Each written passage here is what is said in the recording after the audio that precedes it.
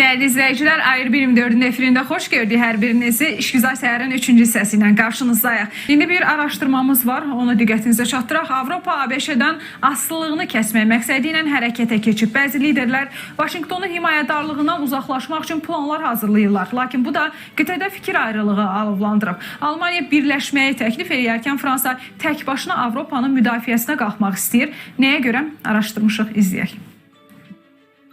Amerika Birləşmiş Ştatlarının Avropanın himayədarlığından çıxması qitədə rəqabət yaradıb. Bəzi ölkələr bir-biri ilə mübarizə apararaq Avropada hegemonluğu ələ keçirməyə çalışır. Liderlər bu istiqamətdə plan cızmağa başlayıblar. Almaniya konsepsiyaya uyğun olaraq maraqlar naminə yenidən sənayeləşmə təşəbbüsünə üstünlük verir. Proses çərçivəsində Türkiyə, Böyük Britaniya, Yaponiya və Kanada kimi ölkələrlə tərəfdaşlıq qurulacaq. Lakin Berlinin bu planına Fransa qatılmır. Prezident Emmanuel Macron tək başına qitənin müdafiəsinə qalxmaq fikrindədir. O, Parisin nüvə çətirinin rəhbərliyi altında Avropanın ABŞ-dən ayrılmalı olduğunu düşünür. Macron qitəni əvvəlki kimi dominant gücə qaytarmağa çalışır. Analizlər onu göstərir ki, Emmanuel Macron gələn il hakimiyyətdən gedəcəyi üçün Avropa tarixində xoş xatırlanmaq niyyətindədir. Onun bu səyləri hələlik nəticəsiz qalıb. Lakin İtaliya və Polşa Vaşinqtonla əlaqələrin kəsilməməli olduğu qənaətindədir.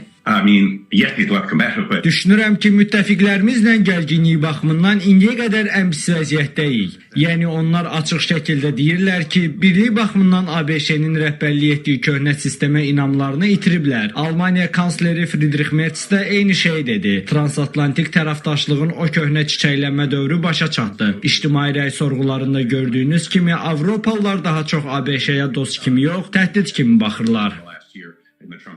Avropa Komissiyasının prezidenti Ursula von der Leyen də Macronla bir qədər həmfikirdir. O, qitənin təhlükəsizliyi üçün əsas məsuliyyəti öz üzərinə götürməli olduğunu düşünür. Hətta bunun Avropa üçün oyanışa səbəb ola biləcəyi deyilir. Həmçinin bildirilir ki, ittifaqın bir çox regionlarla əməkdaşlığı transatlantik münasibətləri gücləndirəcək. Blok düşünür ki, Avropanın təhlükəsizliyini təkcə Böyük Britaniya, Norveç və sair kimi ölkələrə həvalə etmək olmaz. Belə məqamda Türkiyənin rolu da ortaya çıxır. Xarici nəşrlər yazır ki, Ankara'da qoca qitənin təhlükəsizliyinin təminatında əhəmiyyət kəsb edə bilər. Türkiye özellikle Amerika Birleşik Devletleri'nden sonra NATO'nun ikinci büyük ordusuna sahip olması ve son yıllarda askeri açıdan özellikle %85'lere varan kendi kendine yeterliliği konusundaki ilerleyişleri Avrupa tarafından yakinen takip edilmektedir ve güvenlik konusunda Türkiye öne çıkmaktadır.